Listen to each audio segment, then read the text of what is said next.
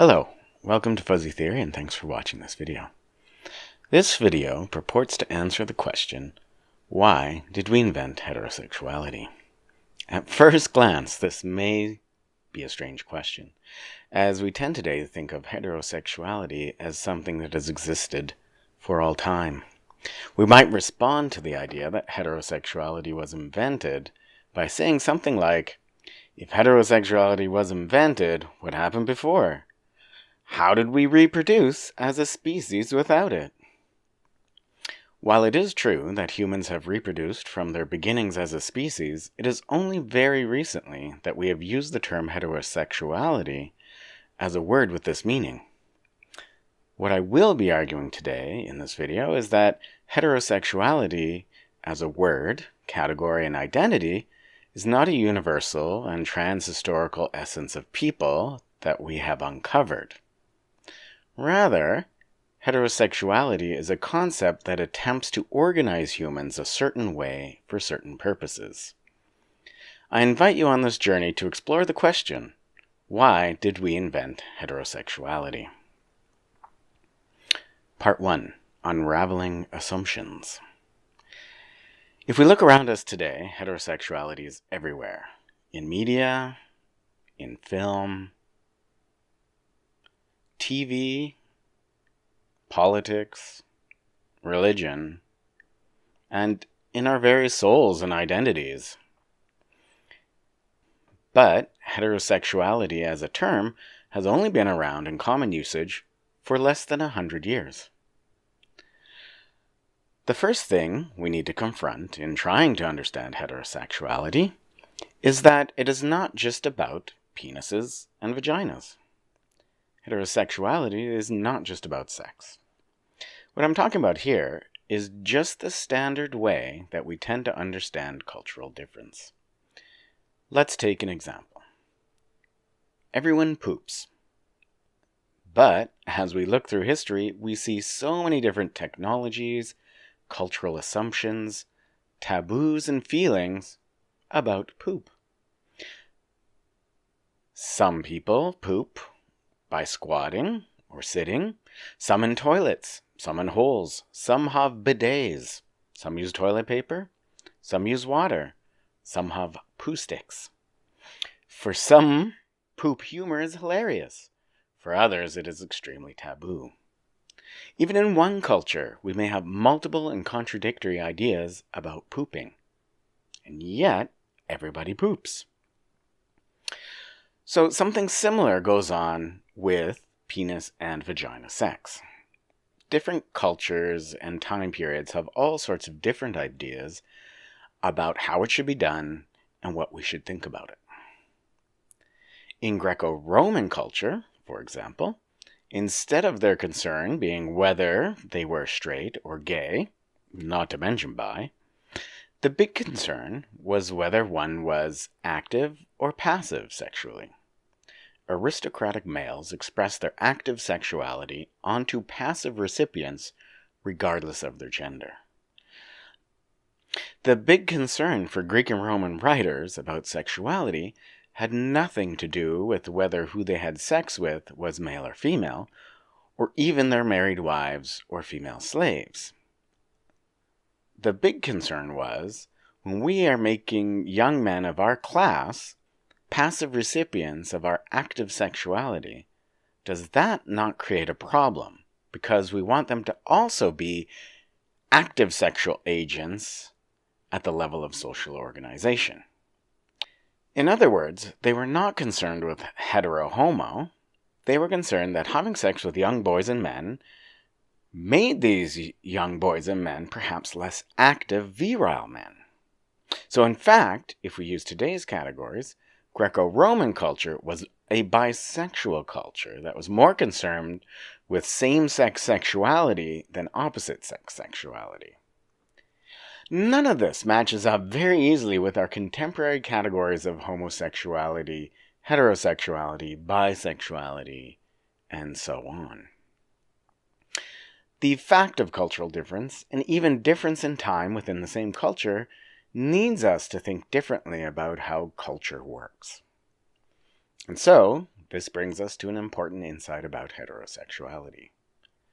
A big issue with understanding heterosexuality is to understand that part of why the category of heterosexuality exists is that the term is trying to make itself a universal category that exists, quote, scientifically, end quote, from all time as an essential part of human nature.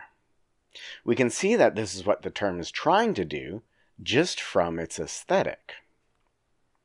Heterosexual is constructed precisely to sound scientific and thus evoke truth. But if we look at the word straight, we see that it feels more cultural, more informal. So, the first reason we invented the term heterosexual is to make the social and cultural relations it reflects seem natural and universal and even scientific. One of the first things we learn in understanding other times and cultures, though, is that we cannot project our contemporary values onto the past or onto other cultures when we are trying to understand them on our terms. Projecting our own way of thinking onto others does nothing to understand them. One example is the concept of race. Race, as we know it today, has only about a 400-year history. Romans, for example, did not distinguish people based on what we call race today. There were what we now call black, brown, white senators, but Romans barely registered differences in skin pigmentation. How Romans distinguished people was based on culture. Romans cared far more about how someone assimilated more or less into the Pax Romana.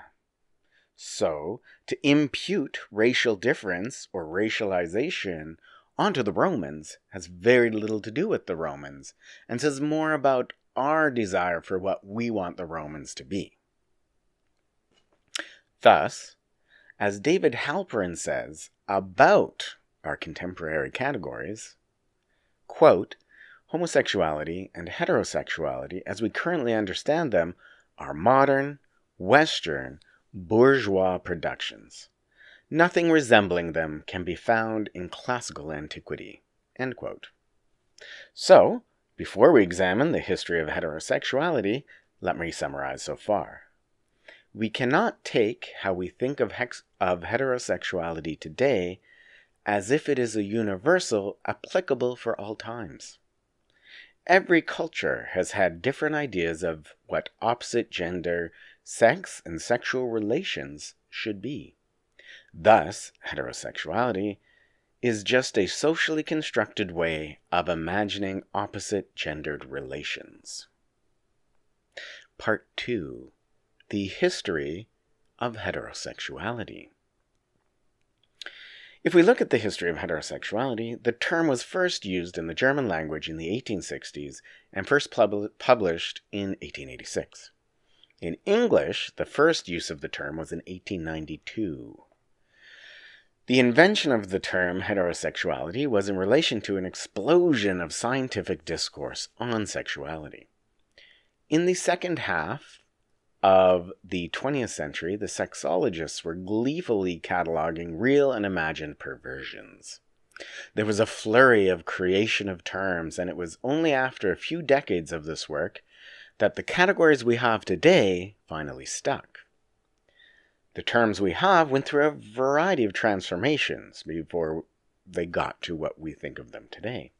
For example, the term bisexuality at one point didn't have to do with sexual orientation, but rather with the levels of masculinity and femininity in each person. Thus, at one point, Freud proclaimed the bisexuality of all people, and that sexual acts between two people were in fact between four people, the male and female of both partners. It was in this milieu that heterosexuality was born. And at first, heterosexuality meant what we now think of as bisexuality. For one of these sexologists, heterosexuality was a psychical hermaphroditism, including abnormal methods of gratification. That is, the desire for feeling both male and female.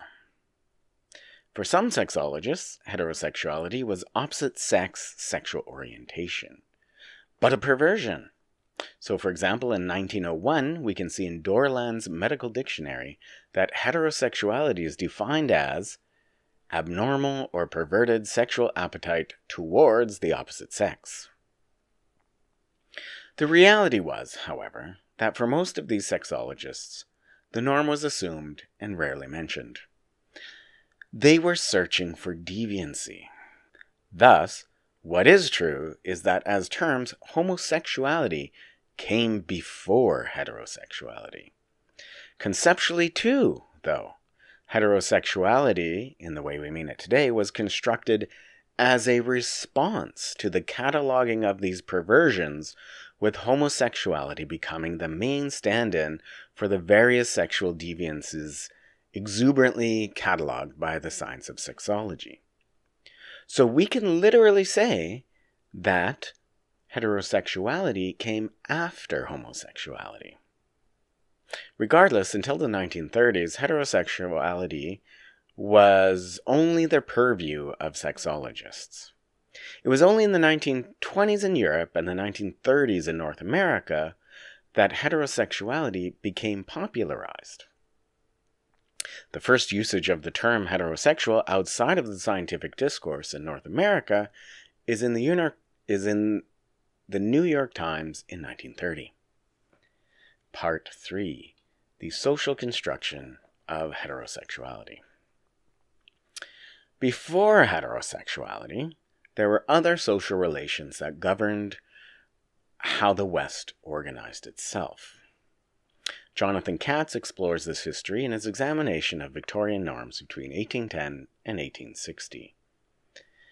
What we see in this time period is that it wasn't sexual orientation that organized sexual relations, but rather it was gender.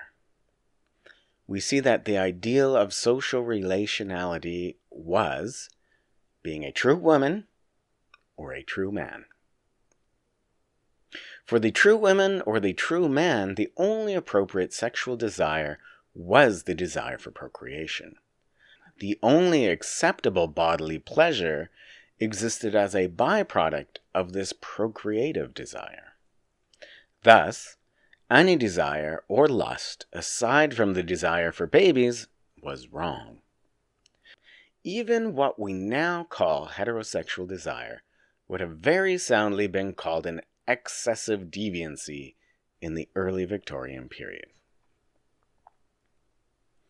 So, what is important to note is that in the first half of the 19th century, the relations between men and women did not look anything like heterosexuality.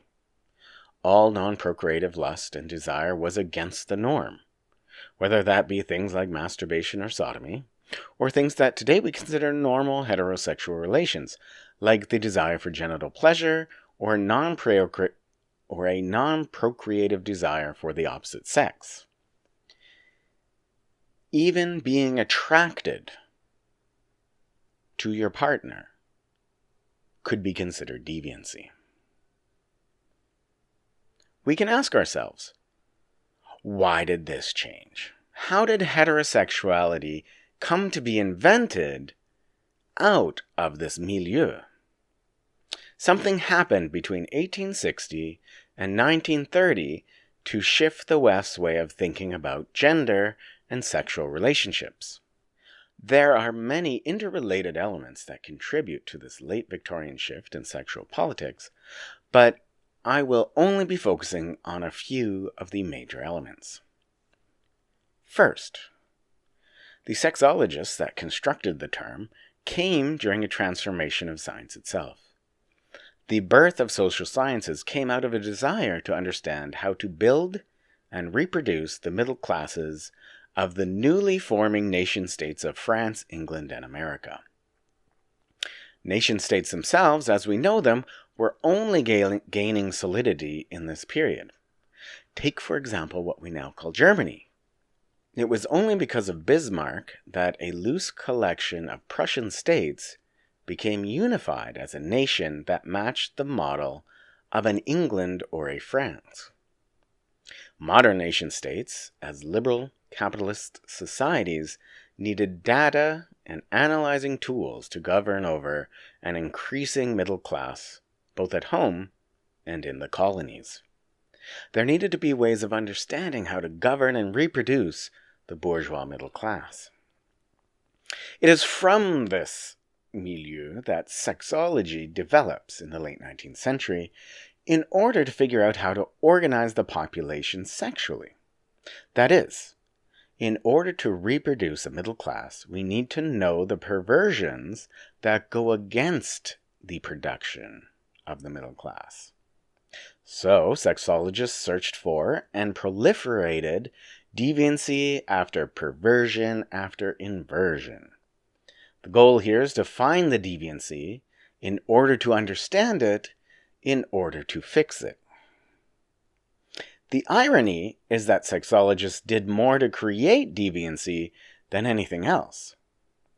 Part of what they did was transforming sexuality from sexual acts to sexual identities. Instead of being someone who just happened to do sodomy, you became a homosexual. Deviancy moved from an error of judgment, just a mistake, to an essential quality, who you are as a person. The consequences of this we will have to explore in another video. But the second part of the transformation of sexual relations between 1860 and the 1930s was also related to nation-states. It was an underlying economic shift from an early capitalist focus on production through to the late capitalist focus on consumption. In the early Victorian era of nascent nation-states, bodies are for production of work and babies. In the late Victorian period, at the turn of the 20th century, we start seeing the shift towards bodies being for consuming pleasures. The term heterosexual matched this shift. Men and women's normal pleasure changed from purely procreative towards erotic pleasure to match the changing economic needs of societies.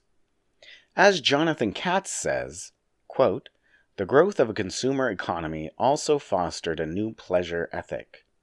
While early Victorian work ethic had touted the value of economic production, in contrast, the late Victorian economic ethic hawked the pleasures of consuming, while its sex ethic praised an erotic pleasure principle for men and even for women." End quote.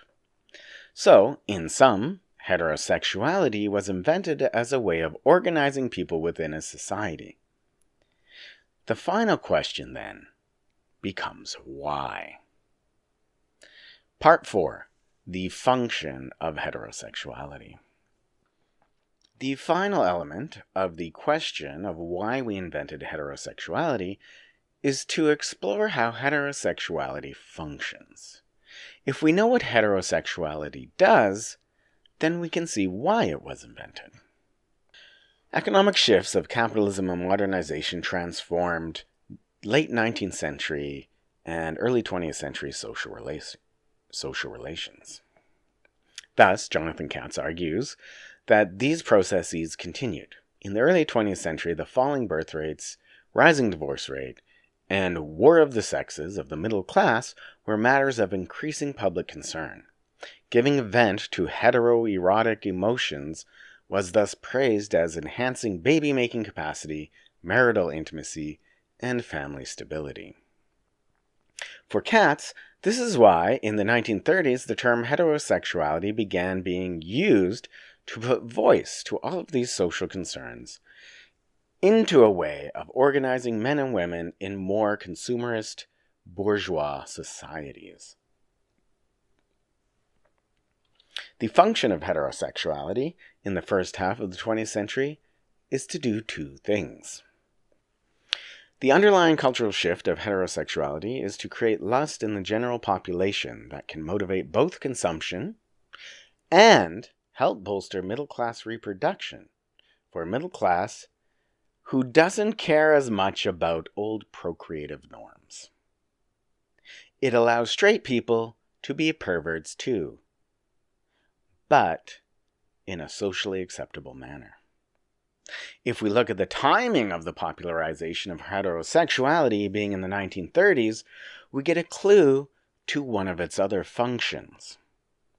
The second function of heterosexuality is to reinforce gender roles as a reaction to the changing place of women in society.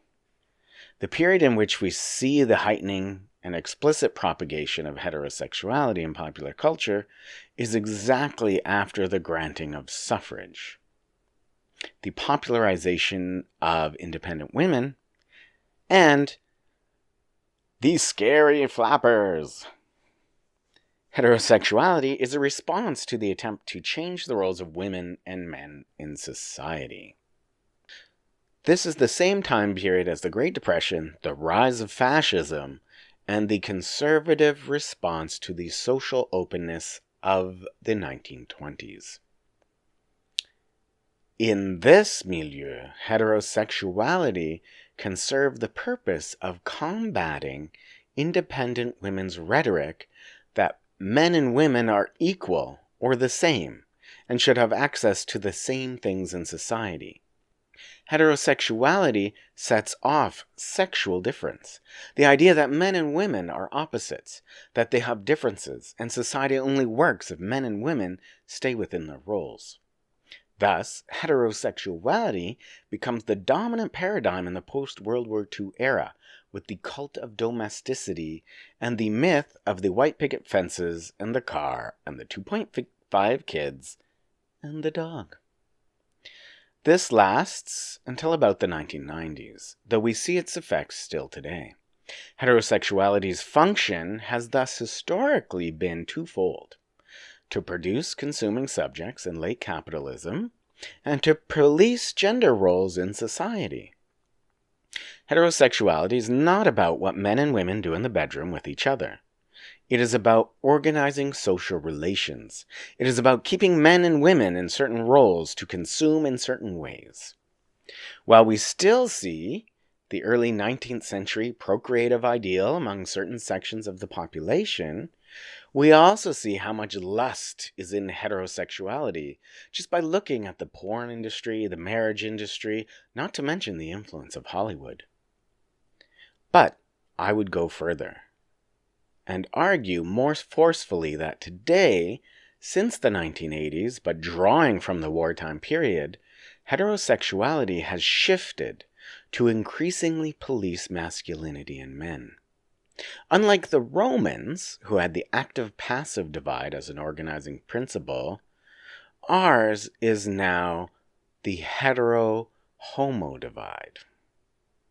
This also, as an aside, explains bi invisibility.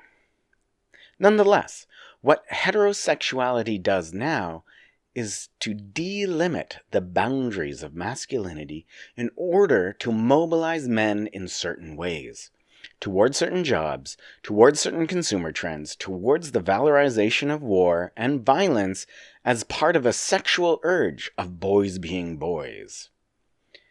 I don't think it is a coincidence that the heightened backlash against feminism and queers fixates on some heterosexual ideal, leading to Freudian or Foucauldian extremes like the purity movement. While I don't have time to elaborate on it in this video, if you look at the rhetoric of both incel misogyny and white nationalist fascism, in both you see an extreme emphasis on heterosexuality. Again, I do not think this is a coincidence. So, there we have it, folks. The answer to our question of why did we invent heterosexuality was in order to produce lusty consumers who stayed in particular gender roles while producing middle-class babies. So, Even if you prefer opposite gender sexual preferences, you do not have to be heterosexual. Straight people need not organize their lives around this very recent invention called heterosexuality. Thank you for your time. If you like my content, feel free to donate at my Patreon and help me choose what to talk about next.